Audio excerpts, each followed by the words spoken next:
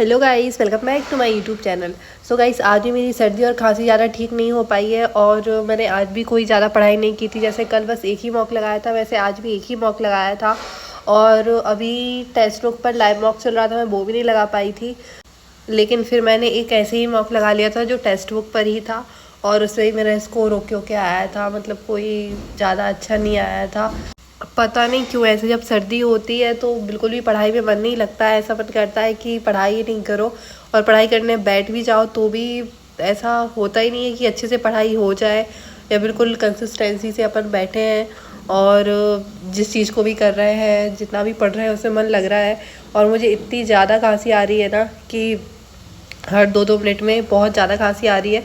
मैंने सिरप भी पी ली लेकिन सिरप से कोई आराम नहीं लगा, तो मैंने ना लौंग रख के रखी है मेरे साथ और एक एक लौंग मैं खाती जाती हूँ मुझे जैसे ही खांसी आती है।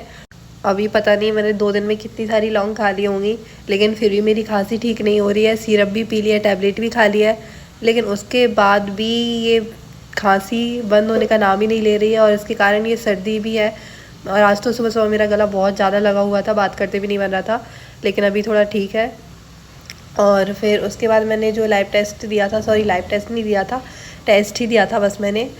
ये टेक्स्ट बुक का 7th नंबर का टेस्ट है और किसी ने ये दिया हो तो अपने स्कोर बताना। बाकी मेरा स्कोर तो इतना कोई अच्छा आया नहीं था और बहुत सारे कमेंट्स आते हैं मुझे कि हमारा भी स्कोर इतने पे ही स्टक हो गया है, बढ़ता ही नहीं है, 70-50 समथिंग। अब मेरा भी इतना ही है, समझ में नहीं आ रहा है मुझे भी कि एग्ज़ाम तक मैं क्या ही कर पाऊँगी। और थोड़ी ज़्यादा प्रैक्टिस करने का सोचा ही था मैंने कि अब मेरी तबीयत ख़राब हो गई और तबीयत ख़राब में तो बिल्कुल भी प्रैक्टिस नहीं कर पा रही हूँ मैं। जितना भी काम चल रहा है लौंग खा खा के चल रहा है, टैबलेट खा खा के चल रहा है, और टैबलेट खा के भी, सिरप पी के भी इतनी कोई खांसी ठीक नहीं हुई है और मेरा पढ़ाई में मन भी नहीं लग रहा है। और कल शाम को तो इतना इतना बुरा हो गया था ना मेरा मन कि अब पढ़ना ही नहीं है मुझे, तो मैं पार्क चली गई थी। मेरी मम्मी बोल रही थी कि सर्दी में पढ़ाई नहीं होती है, पढ़ाई में मन नहीं लगता है, लेकिन घूमने में बहुत लग रहा है। और वो भी शाम को पार्क गई थी तो मैं रात को 8 बजे तक वापस आ पाई थी। तो और ठंड में रात में फिर इतनी खांसी चली ना कि मैं क्या ही बताऊँ। ठंड में वापस आई थी मैं, रात तक तो बहुत ज़्यादा ठंड हो जाती है। फिर आकर थोड़ी बहुत पढ़ाई की थी मैंने और वापस से सो गई थी। तो मतलब कल कुल मिला के ज़्यादा पढ़ाई हो ही नहीं पाई, और जितनी भी हो पाई उतनी मैं आज के ब्लॉग में दिखा देती हूँ। वैसे कल भी नहीं हो पाई थी पढ़ाई, कल के ब्लॉग में भी बहुत कम पढ़ाई दिखाई थी मैंने। एक ही मॉक टेस्ट दिया था और एक शायद सेक्शनल टेस्ट दिया था, और फिर बाकी मैंने PDF सॉल्व की थी। बस इतना होता है कि PDF सॉल्व मैं आराम से कर लेती हूँ, क्योंकि शायद उसमें कोई टाइमर नहीं लगा रहता है कि इतने जल्दी करना है, तो मैं आराम से कर लेती हूँ। दिमाग बहुत स्लो चल रहा है मेरा सर्दी में। मैं जब मेडिकल पे सिरप लेने गई थी वो मुझसे एज पूछ रहे थे, तो मैंने उनको एज 32 बोल दी थी और वो भी हंसने लगे थे, और मेरी फ्रेंड जो मेरे साथ गई थी वो भी बहुत ज़्यादा हंसने लगी थी।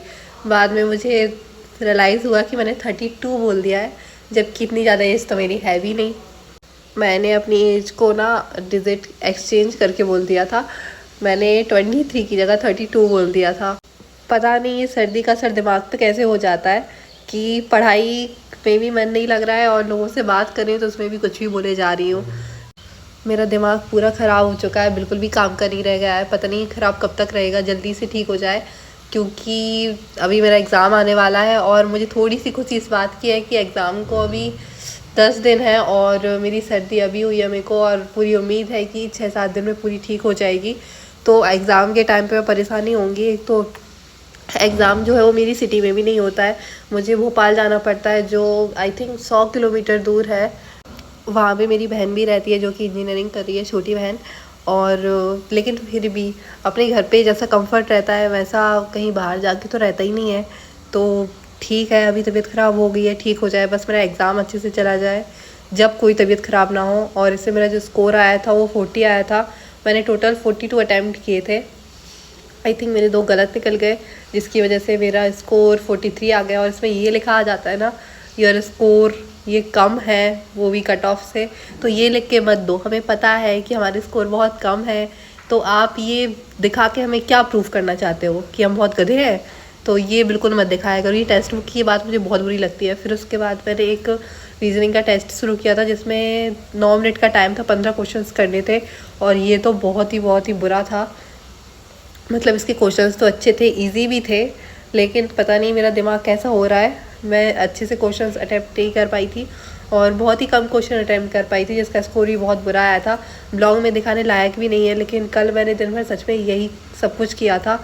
एक तो मॉक टेस्ट में भी स्कोर बहुत बुरे आए थे, और जो सेक्शनल टेस्ट दिए थे उसमें भी मेरा स्कोर बहुत बुरा आया था। तो कल दिन भर बस यही हुआ है। फिर मैंने देखा तो मेरा एक स्लॉग्स भी गलत निकल गया था, और ये जो कुछ 5th 7th नंबर लेटर लेने के बाद एक वर्ड बनाते हैं, तो वो वाला क्वेश्चन भी गलत रह गया था मेरा, और बाकी के मैं अटैम्प्ट नहीं कर पाई थी। फिर उसके बाद मैंने पज़ल का लगाया था एक टेस्ट, जिसमें बस एक पज़ल नहीं बन पाया था, वो भी बन ही गया था पूरा, थोड़ा सा रह गया था, मैं उसके क्वेश्चंस नहीं कर पाई थी, और इतने में टाइम आउट हो गया। तो इसमें मेरे 20 में से 15 नंबर आए थे, लेकिन वो वाला पज़ल ही बन गया था मेरा, बस मैं उसके क्वेश्चंस नहीं कर पाई थी, वरना मेरे 20 आउट ऑफ 20 आते। ये जो बॉक्स बेस्ड पज़ल होते हैं ना, और फ्लोर बेस्ड पज़ल, तो ये बहुत आसानी से बन जाते हैं मुझसे, ये मेरे फेवरेट है। अगर ये 2 आ गए ना एग्ज़ाम में, तो 10 नंबर तो मेरे ऐसे हैं कि मैं स्टार्टिंग के 5 मिनट में 2 ये कर सकती हूँ, 2 ये वाले पज़ल, क्योंकि इनमें मेरी स्पीड भी बहुत अच्छी है। बाकी अभी मैं नहीं कर पाई थी, मतलब 5 क्वेश्चंस रह गए मेरे, जो कि पज़ल बन गया था मेरा। बाकी मुझे ये बहुत अच्छे से बन जाते हैं, फ्लोर बेस्ड पज़ल है और बॉक्स बेस्ड पज़ल है, ये मेरे फेवरेट है पज़ल में। और फिर उसके बाद मैंने चेकलिस्ट सॉल्व की थी, और मुझे कमेंट भी आता है कि चेकलिस्ट आप शेयर कर सकते हो क्या, तो मेरी जो चैनल है यूट्यूब का, उसका डिस्क्रिप्शन है, उसमें मैंने डाल के रखा है टेलीग्राम लिंक, उसमें मैं डेली शेयर करती हूँ ये PDF, जो भी मैं सॉल्व करती हूँ उसको अगले दिन मैं शेयर करती हूँ, डे 4th डे 5th सारी शेयर करती हूँ। तो प्लीज़ आप वहाँ से जाके मेरे चैनल को सब्सक्राइब कर लो, ज्वाइन कर लो, तो वहाँ पे मैं PDF शेयर करूँगी, और बाकी जो मैंने की हुई है वो आपको मिल जाएंगी। अब ऐसे अलग अलग कमेंट करते हैं कि हमको PDF चाहिए है, तो मुझे उनको कमेंट में फिर से लिंक शेयर करनी पड़ती है। तो इससे अच्छा है कि आप एक बार जाके मेरे डिस्क्रिप्शन में देख लो, वहाँ पे आपको लिंक मिल जाएगी, और वहाँ से टेलीग्राम चैनल ज्वाइन कर लो। तो मैं डेली शेयर करूँगी, तो आपको आसानी से ये चेकलिस्ट मिल जाएंगी, और बाकी ये चेकलिस्ट बहुत अच्छी है, मैं इनको डेली सॉल्व करती हूँ। इसमें जो DI मिलती हैं, और बाकी स्पीड मैथ के जो क्वेश्चंस मिलते हैं, पज़ल मिलते हैं, सिटिंग अरेंजमेंट मिलते हैं, एग्ज़ाम लेवल मिलते हैं। बाकी कहीं कहीं तो ऐसा होता है कि हम स्पीड ड्रिल लगाते हैं, मैं स्मार्ट कीड़ा पे लगाती थी, इतने टफ दे देते थे, मैं ये सोचती थी कि मुझे PO का एग्ज़ाम नहीं देना, नहीं मैं मीन्स देने वाली हूँ, मुझे अभी RRB क्लर्क देना है, उसमें एग्ज़ाम लेवल मिलता ही नहीं था मुझे। तो अभी इसमें एग्ज़ाम लेवल पूरे क्वेश्चन मिल जाते हैं, तो आसानी से इसमें सॉल्व किया जा सकता है, और बहुत अच्छे क्वेश्चन रहते हैं। तो जिसने ज्वाइन नहीं किया है, मेरा टेलीग्राम चैनल ज्वाइन कर लो, वहाँ पे ये सारी PDF मिल जाएंगी। सो गाइस, सब लोग बताना कि सबका स्कोर कैसा क्या आ रहा है। मेरा तो अभी बहुत बुरा आ रहा है तबीयत ख़राब होने के कारण, बाकी अब मैं ट्राई करूँगी कि कल मेरा स्कोर अच्छा आए। सो गाइस, हम अपने ब्लॉग को यहीं ख़त्म करती हूँ। मेरे चैनल को सब्सक्राइब करना और वीडियो को लाइक करना, कमेंट करना। Bye guys, all the best.